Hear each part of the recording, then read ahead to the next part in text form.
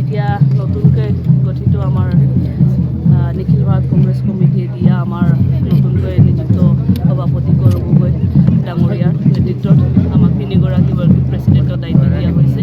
আজি কাৰ্যভাৰ লোৱাৰ পাছতেই আমাৰ সভাপতি গৌৰৱ গগৈ ডাঙৰ নেতৃত্বত অবজাৰ্ভাৰসকল বনোৱা হৈছে আৰু সকলো জিলাই জিলাই পঠোৱা হৈছে।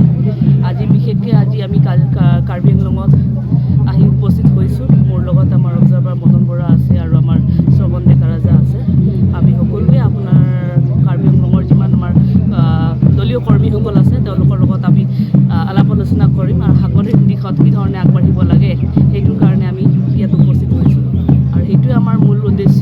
আৰু যি ধৰণে আমাৰ নেতা ৰাহুল গান্ধী ডাঙৰীয়াই এটা সকলো যাতে সংবিধান ৰক্ষা হওক, গণতন্ত্ৰ ৰক্ষা হওক, সেই যে বাৰ্তা সকলোৰ মাজত চলাই গৈছে। সেইকাৰণে আমাৰ কংগ্ৰেছ কৰ্মীসকলৰ দায়িত্ব আছে যে আমি সকলো সেইখিনি আমাৰ সকলোৱে যাতে মিলিজুলি থাকোঁ, জাতি জনগোষ্ঠী ধৰ্মীয় মানুহ শান্তি সমৃদ্ধি থাকোঁ, তাৰে কাৰণে সেই বাৰ্তাটো লৈ পেলাই সকলো ৰাইজৰ ওচৰত আহিছে। বাইদেউ, কাৰ্বি আংলঙত এবাৰ কিমান আশাবাদী আপোনালোকে? আমি সম্পূৰ্ণ আশাবাদী, কাৰণ আপোনালোকে আজি কাৰ্বি আংলঙসমূহ কাৰ্বি আংলঙৰ সকলো জনসাধাৰণৰ মাজত এইটোৱে ভাষ্য যে বা তেওঁলোকৰ এইটোৱে আশা যে বহুত হ'ল এই বিজেপিৰ লুটৰ ৰাজনীতি। এতিয়া সকলোৱে শান্তি সমৃদ্ধি বিচাৰিছে, সকলোৱে বিচাৰিছে যে সকলো মানে বাক স্বাধীনতা থাকক বা সকলোৰে আজি এটা ভাল পৰিৱেশত সকলোৱে থাকক। চাকৰি বাকৰি হওক বা আজি মূল্যবৃদ্ধি ৰোধ হওক, এইবিলাক সকলো বহুত ধৰণৰ কথাবিলাক আছে, বহুত আপত্তি আছে। আৰু বিশেষকৈ কাৰ্বি আংলঙৰ কথা আমি সকলোৱে জানো।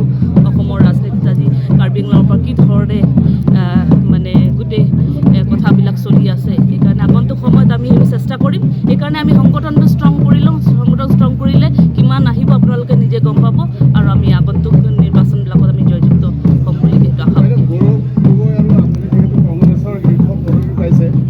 আৰু 2026 নিৰ্বাচনো আহি আছে আৰু আপোনালোকৰ মাজত বহুত প্ৰত্যাহ্বান আছে বিজেপিৰ পৰা, কেনেকৈ ধৰণে গ্ৰহণ কৰিব? চব প্ৰত্যাহ্বানটো বহুত আছে আৰু হয়, ৰাইজে এতিয়া চৰকাৰ বনায় নহয় জানো। এসময়ত আমাৰ কংগ্ৰেছো আছিলে, তাৰপাছতে এতিয়া বিজেপি আছে, আগতো বেলেগ দলো আছিলে।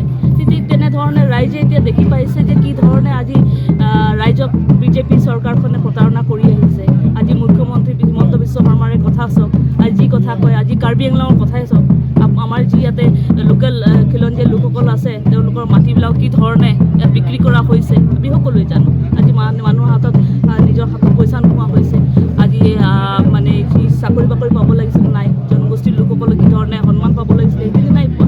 তো সেইকাৰণে আপোনালোকৰো যি আমাৰ সংবাদ বন্ধুসকল আছে, আপোনালোকৰ যদি কিবা হয় তেতিয়া আপোনালোকৰ ওপৰতো বিপদ আহি যায় নহয় যে বাক স্বাধীনতা নাইকিয়া হৈ গৈছে।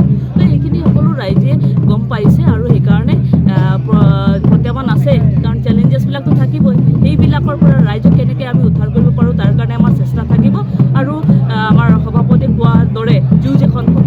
সেইকাৰণে ৰাইজৰ হৈ পেলাই আমি সকলোৱে ৰাইজৰ লগত আমি এই যুঁজখন কৰি পেলাই